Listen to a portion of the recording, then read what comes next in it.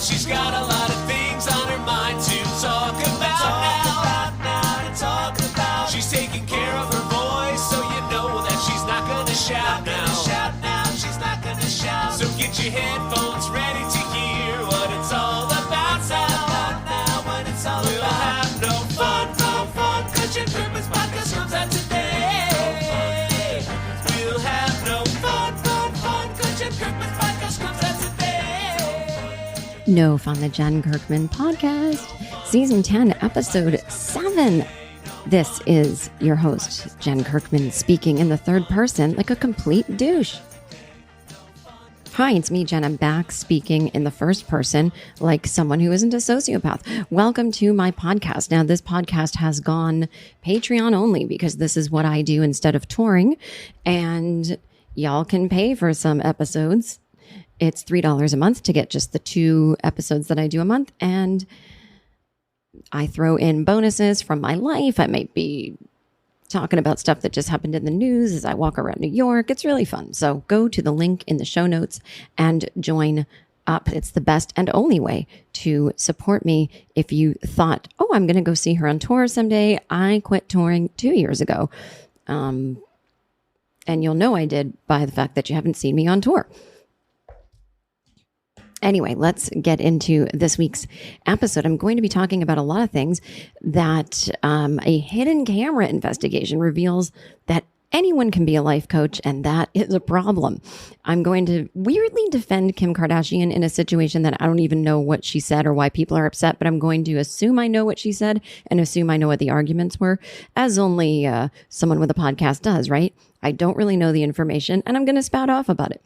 I will be talking more about my opinion on the aftermath of Chris Rock getting slapped. And by the aftermath, I mean how comedians are behaving and acting as if somehow this has anything to do with them.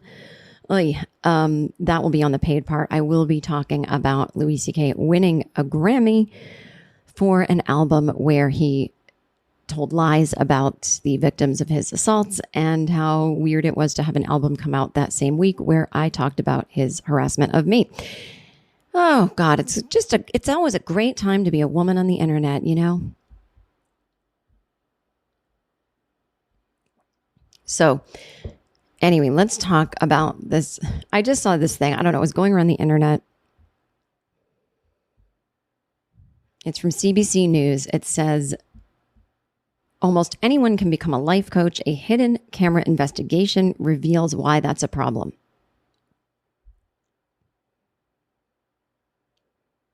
It says, this article says, pretty much anyone can become a life coach. The unregulated industry requires little to no training and offers the possibility of lucrative returns. But a hidden camera investigation into the business of life coaching by CBC's Marketplace found that some coaches are doing more than just helping people meet goals. They're offering advice about mental illnesses, such as anxiety and depression, even though they're not qualified to do so. They're also using what experts call manipulative sales tactics to pressure people to spend hundreds, sometimes thousands of dollars for their services on the spot. Multiple experts, including psychologists, academics who specialize in mental health, and another life coach, reviewed consultations and sessions that Marketplace producers captured on a hidden camera. And they say what they saw was concerning. Lorraine Bennington, a registered psychologist in Vancouver, who has also been a life coach since the 80s, says it's a real Wild West. Many unqualified coaches may veer into offering what's essentially therapy. She said there's a potential risk involved whenever someone treats mental illness without having the appropriate background. So there's no official definition of life coach. It's widely regarded as someone who's meant to help their clients set and reach personal and professional goals. But unlike a doctor or psychologist or psychiatrist, there's no academic qualification required to be a life coach, and there's no governing body that regulates the industry. Globally, it's estimated that there are about 71,000 coach practitioners. There were in 2019, a 33% increase from just 4 years earlier. I would love to know how many more there were after COVID. I know, is it something that more people decided to get a life coach and they can do it over Zoom and they're lost? Or did less people get life coaches because they didn't have the extra money because of COVID and not working or whatever? Wow, Jen, that's a real hot question. How do you come up with these?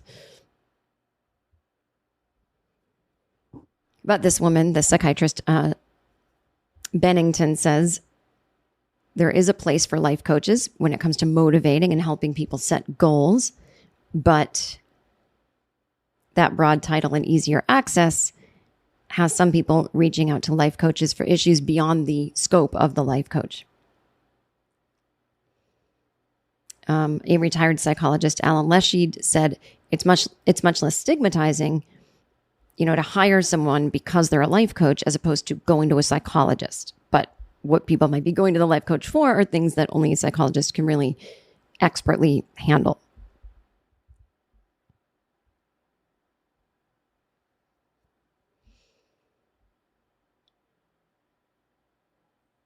In early 2021 of December, one producer, I guess this is one of the producers on the show that went undercover, had 2 consultations with Karen Strang Allen, an Ottawa life coach who specialized in empowering single women. In their first meeting, the producer disclosed having anxiety, depression, and being on antidepressants. And the life coach said, I can't give you advice on meds, but I will say that a large number of my clients have anxiety and depression, sometimes even more significant issues like being bipolar. And they're on meds and they find that doing work with me, they're feeling so much better that they can either reduce or go off their meds. Oh my God. The CBC producer told this life coach, my loneliness and anxiety often lead me to cancel plans and feel like I can't get out of bed. And the life coach said, look, I don't want to knock therapy. The thing I don't like about it is it creates a dependency on the therapist. And I teach you how to do this stuff yourself. You're not going to get the answers through therapy. I know I can help you. Oh my God, this is literally not what therapy is at all. If your therapist has created an environment where you're dependent on them, then you need to get out.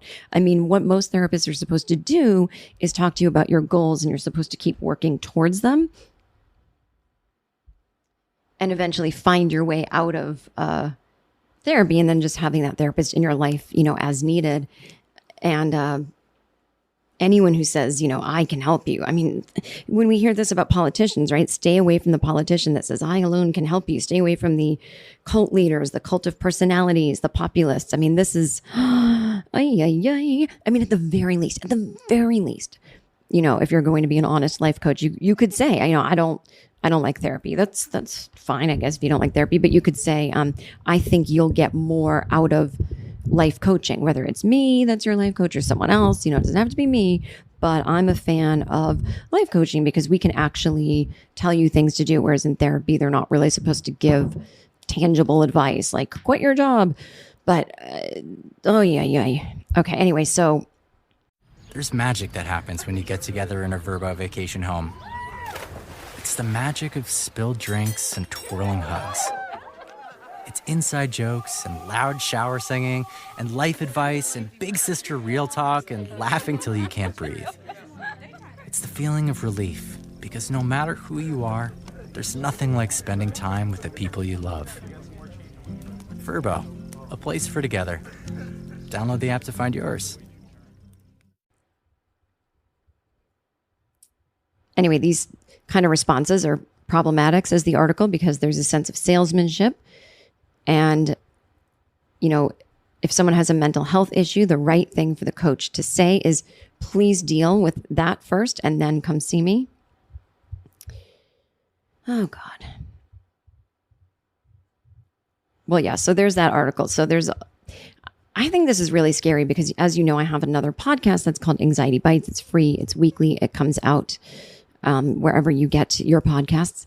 And, I never wanted it to be, it's not therapy. It's even on advice episodes, I might talk about, as they say in the 12-step world, my experience, strength, and hope. So I can only talk about, hey, I used to have a phobia of flying. Here's what I did. But I always recommend that people seek therapy. And even if someone just has mild anxiety, but never knew it was normal, and they really don't feel like they need therapy, they might want to pick up a cognitive behavioral therapy workbook. But, a lot of times those things can go deep, and you can end up realizing there is more beneath the surface. And for some people, really, there isn't.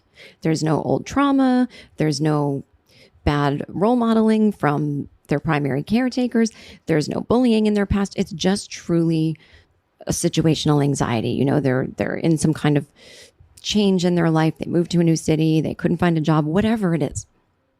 Maybe they just need some skills that they don't have to find a therapist for. I don't know. But my whole point of my podcast is just people talking about anxiety so that anyone tuning in can go, oh, I didn't realize this was a normal thing that we could say out loud and people wouldn't shun us, And I interview neuroscientists and psychologists and psychiatrists, and I get all different kinds of opinions on what works to decrease our physical sensations of anxiety and to let people know that they're not in danger and they can have these physical sensations while living their best life, blah, blah, blah. But I would be so bummed out if if someone said, I quit therapy and I just listened to your podcast now. I mean, no.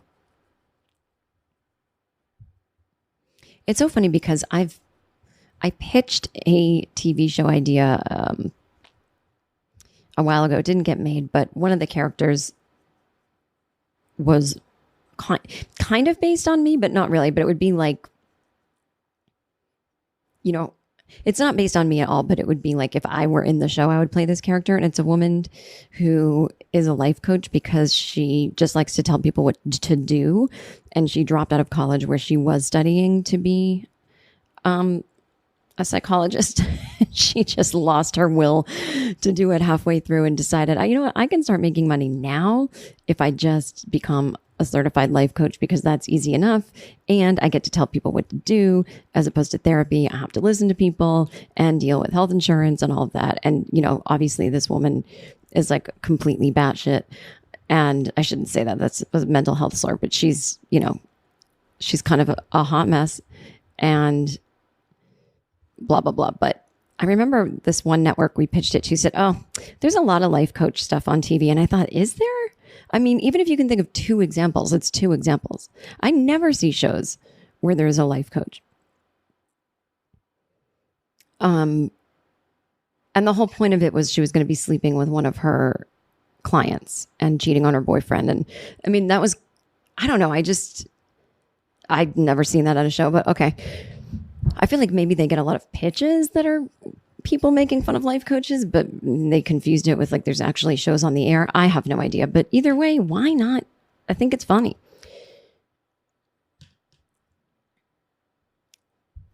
I think I talked about this. I can't remember. I had my 2019 was very confusing for me. It didn't get better until the last 3 months of that year. And it was the first time I hadn't worked, and I feel misguidedly quit a writing job that I had, which I'm back working at actually. Happy ending after all, but I had quit it to just really concentrate on touring full time. And I realized, oh my God, I hate touring and it's not like bringing in enough money and this is miserable. And I totally should have a writing job and also tour and do this and do that. And it was, I was having trouble getting hired on jobs, and it was like a real wake up call to when I was in my little bubble of working on a show the past few years of just how many people have entered the arena to get jobs in this business and how competitive it was. And I was lost, and I was really, really, really afraid. I'm not joking, that I would have to go back to Massachusetts and move in with either my parents or my sister.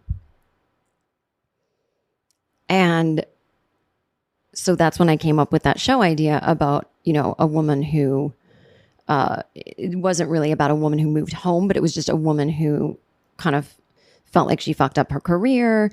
And, she doesn't want to be like other people who fucked up their careers. And she like won't admit that she fucked up her career and like that kind of thing. So it wasn't really about someone moving home, but it was just about someone like fucking up their career so bad that they had to move in with a friend, and they were just sort of embarrassed about it and all of this kind of stuff. But again, that show didn't go, which is totally fine. But and then miraculously in the last second, right before Thanksgiving, I got hired to write on a show for 12 weeks. It was like end of 2019, beginning of 2020. And then from there, more and more jobs came. And then I went back to my old job. Like everything just fell into place. But there was this 8 months of just tumbleweeds of just it. And I hadn't had that much rejection since before I ever started steadily working. I pitched 2 book ideas, which includes like basically writing a third of a book. And so I was working for free. I was busting my ass, writing scripts, writing books.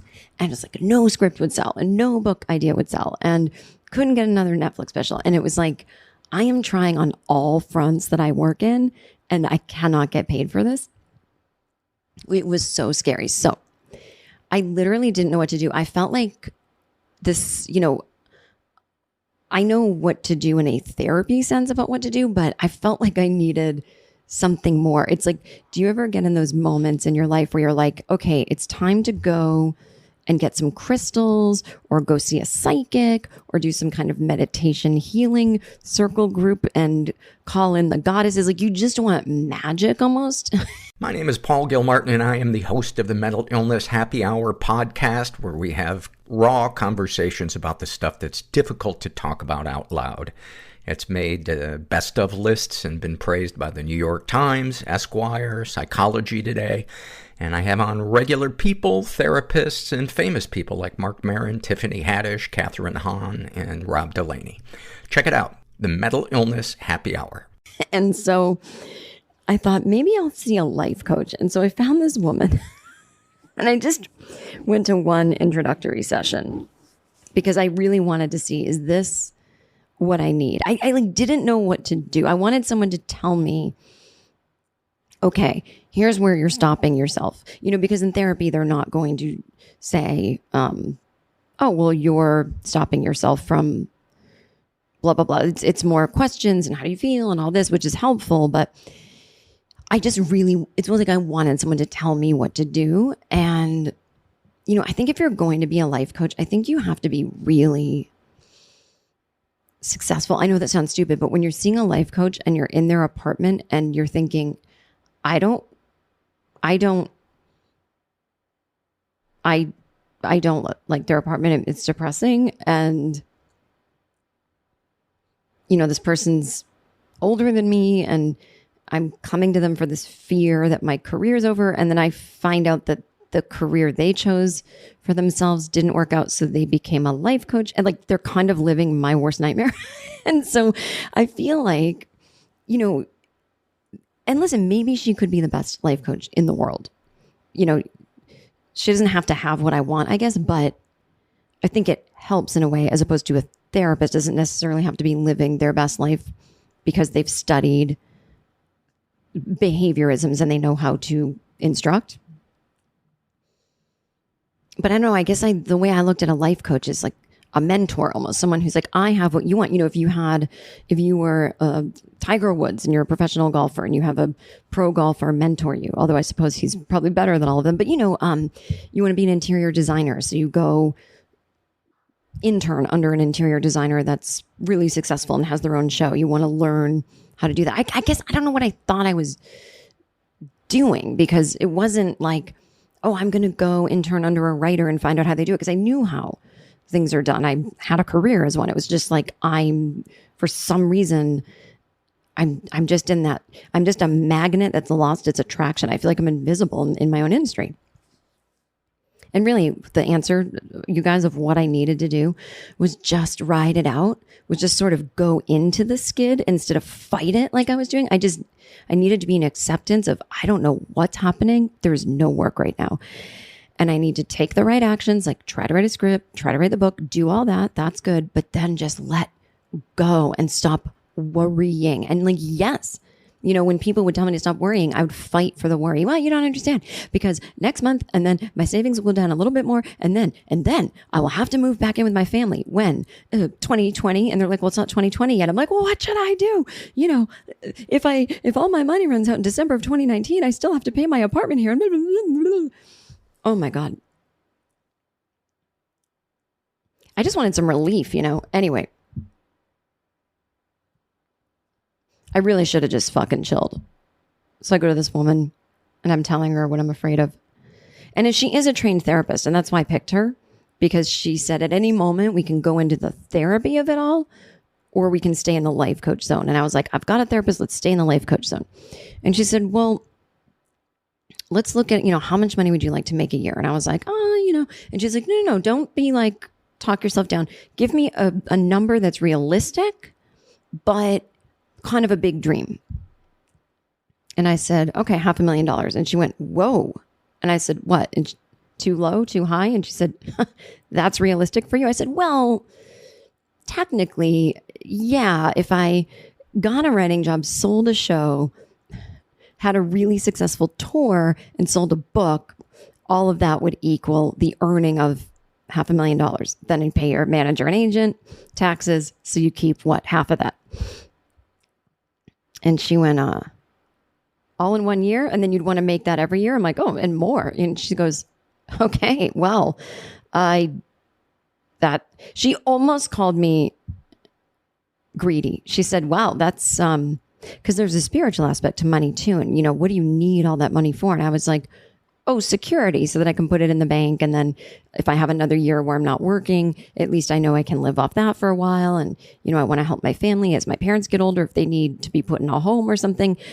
I mean, I don't think it's insane to want that much money a year for the next 20 years in order to feel secure. It may be that I can learn to feel secure without all that, but you asked me my dream amount. We're playing with Monopoly money here, so who cares? And she just kind of looked at me, and I could see in her face, I never thought that even I deserved that, and I never thought to put that as my number, something like that. And she just kept saying, wow, well, I mean, if you technically could make that kind of money in a year, I don't know why you need me. It was the weirdest thing. I was like, okay, well, I'm going to think about all this. Great first session. And I never went back. I have not made that $500,000 in 1 year since then, but I did not have to move back in with my family. So, hey, I think that's a happy medium. Somewhere in between $500,000 and I didn't have to move back in with my family. That is what I can guarantee you as a life coach. If you come to me, I'll say, no, I'm kidding. But what I can guarantee you is more of this episode. If you join the Patreon, I'm going to talk about Kim Kardashian as promised, Alec Baldwin and Hilaria having a 7th baby. And I'm going to talk about, can you be addicted to having a baby? I'm going to find out live on air. I'm going to talk about more of this Louis C.K. Grammy thing and the Chris Rock slap and comedians losing their damn minds about it. And more over on Patreon. See you guys there.